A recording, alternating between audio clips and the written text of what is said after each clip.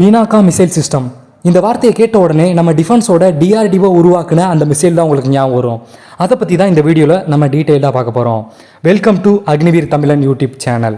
நீங்கள் டிஃபென்ஸில் ஜாயின் பண்ண விரும்பினாலும் டிஃபென்ஸோட அப்டேட்ஸை உடனுக்குடனே தெரிஞ்சுக்க ஆசைப்பட்டாலும் நம்ம சேனலை சப்ஸ்கிரைப் பண்ணி ஃபாலோ பண்ணிடுங்க. மறக்காம பெல் பட்டனையும் கிளிக் பண்ணிருங்க. அப்பதான் நம்ம போடுற வீடியோஸ் உடனுக்குடனே உங்களை வந்து சேரும்.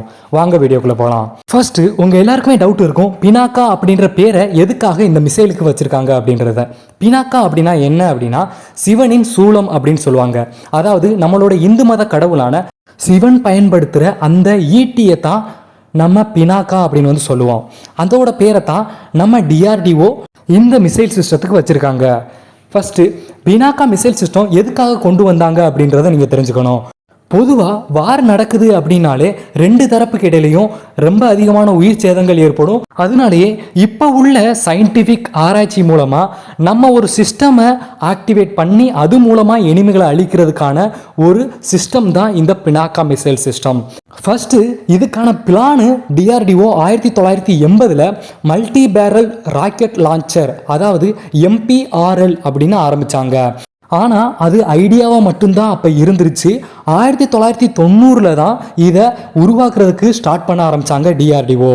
கொஞ்சம் கொஞ்சமாக வேலைகளை ஆரம்பித்து 1990 கடைசி இயரில் அதை ரிலீஸ் பண்ணாங்க. அதோட நேம் பினாக்கா மார்க் I அப்படின்னு வச்சுக்கிட்டாங்க.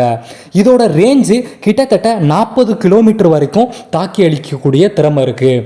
இது 44 செகண்டில் 120 ராக்கெட் லான்ச்சர்ஸை லான்ச் பண்ணுற கெப்பாசிட்டியில் இதை வடிவமைச்சாங்க. இதுதான் இதோட கேப்பபிலிட்டி. இதனாலேயே இது ஒரு பேட்டில் ஃபீல்டையே தரமட்டமாக்குற அளவுக்கு, அதாவது லார்ஜ் ஏரியாவை டேமேஜ் பண்ணுற அளவுக்கு உருவாக்கியிருந்தாங்க. இது ஓல்டு சிஸ்டமான BM-21 அப்படின்ற ஒரு மிசைல் சிஸ்டத்தை அப்கிரேட் பண்ணி தான் பினாக்கா அப்படின்ற ஒரு நேமை வச்சு உருவாக்குனாங்க. பொதுவாகவே எந்த ஒரு மிசைல் சிஸ்டம் இருந்தாலும் year and year mobile phone update ஆகுற மாதிரியும் மிசைல்ஸும் அப்டேட் ஆகிக்கிட்டே தான் இருக்கும். அதே மாதிரி 2014 பினாக்கா மார்க் II அப்படின்ற ஒரு விஷயத்தை கொண்டு வந்தாங்க. அதில் ரேஞ்சை நாங்கள் 40 கிலோமீட்டரில் இருந்து 60 to 75 கிலோமீட்டராக அதிகரிச்சிருக்கோம். அது மட்டும் இல்லாமல் இதோட அக்யூரசியையும் இன்க்ரீஸ் பண்ணியிருக்கோம் அப்படின்னு சொல்லியிருக்காங்க.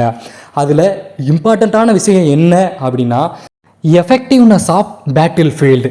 அதாவது ஒரு பேட்டில் ஃபீல்டில் கதிகலங்க வைக்கிற அளவுக்கு திறமையை பினாக்கா மார்க் II கொண்டு வந்தாங்க 2014. நெக்ஸ்ட்டு இதையும் கொஞ்சம் அப்கிரேட் பண்ணி 2016 கைடடு பினாக்கா மிசைல் சிஸ்டம் அப்படின்னு கொண்டு வந்தாங்க. முன்ன இருந்த Pinaka mark I mark II விட இதோட ஸ்பெஷாலிட்டி கொஞ்சம் டிஃப்ரெண்ட் தான். என்ன அப்படின்னா inertial navigation system and GPS இந்த ரெண்டு சிஸ்டமுமே இதில் பொருத்திருக்காங்க.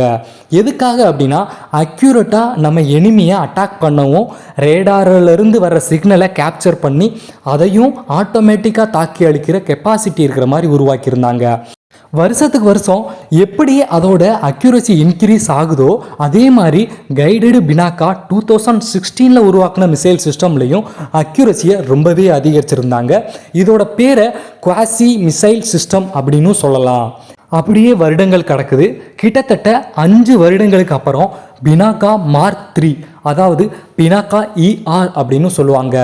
இதில் இதோட ரேஞ்சை 90 கிலோமீட்டராக மட்டும் மாற்றிட்டு வேறு எந்த இம்ப்ரூவ்மெண்ட்டுமே பண்ணலை. அந்த நேவிகேஷன் சிஸ்டம் அண்டு GPS முன்னாடி கைடடு மிசைல் சிஸ்டத்தில் இருந்த அக்யூரசியை அப்படியே ஸ்டாப் பண்ணிட்டாங்க. இது எதனால் நடந்துச்சு அப்படின்னா DRDO வெளியில் இருக்கிற ப்ரைவேட் செக்டார்கிட்ட இந்த மிசைலை நீங்கள் அப்டேட் பண்ணுங்க அப்படின்ற ஒரு விஷயத்த அவங்ககிட்ட ஒப்படைச்சிட்டு இவங்க வேற ஒரு மிசைல் சிஸ்டத்தில் ஃபோக்கஸ் பண்ண ஆரம்பிச்சிட்டாங்க. இது 2024 அப்போ தான் DRDOக்கே தெரியுது இதில் எந்த ஒரு அப்டேட்ஸும் வரலை. எந்த ஒரு ப்ரைவேட் செக்டாருமே இந்த பினாக்கா மிசைல் சிஸ்டம் மேலே ஈடுபாடு காட்டவே இல்லை. இந்த விஷயத்தை தெரிஞ்சுக்கிட்ட நம்ம டிஃபென்ஸ் மினிஸ்டர் உடனே DRDOவை திரும்ப நீங்கள் பினாக்கா மிசைல் சிஸ்டத்தை வாங்கி அதில் அப்டேட்ஸை நீங்கள் பண்ணுங்கள். எந்த ஒரு ப்ரைவேட் செக்டாரையும் நீங்கள் நம்ப வேண்டாம். அப்படி ப்ரைவேட் செக்டாருக்கு விருப்பம் இருக்குது அப்படின்னா ஆட்டோமேட்டிக்காக நம்மளோட இந்த மிஷனில் சேர்ந்துக்கிறலாம் அப்படின்ற ஒரு அறிவிப்பையும் தெரிவிச்சுட்டு அப்புறம் ஸ்டார்ட் பண்ணுறாங்க. இப்போ தான் நம்மளோட மாஸ்க் ஹீரோ வெர்ஷனுக்கு வர்றோம்.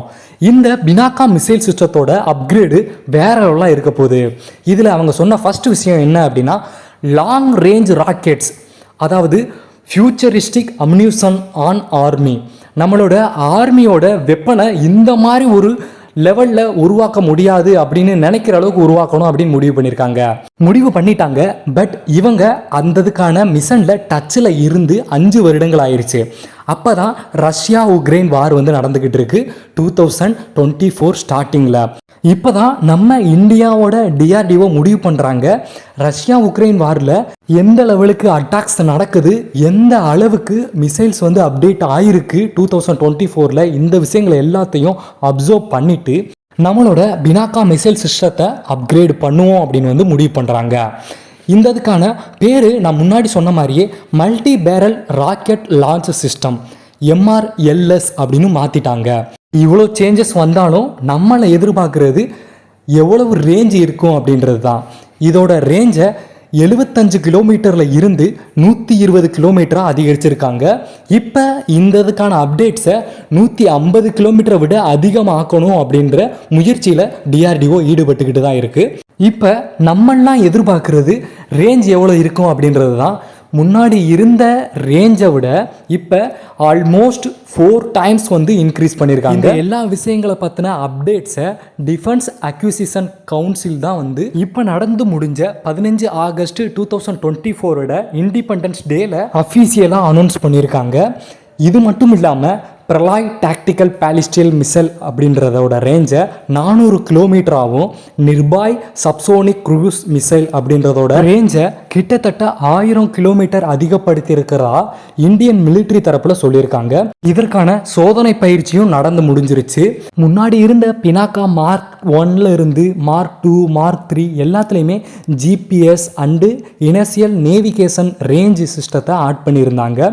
அந்ததோட அப்கிரேடேஷனாக இப்போ இருக்கிற 5G மாதிரியான வேகத்தில் பினாக்கா ரேஞ்சை 15% இருந்து 20% இன்க்ரீஸ் பண்ணியிருக்கிறதா DRDO சொல்லியிருக்காங்க.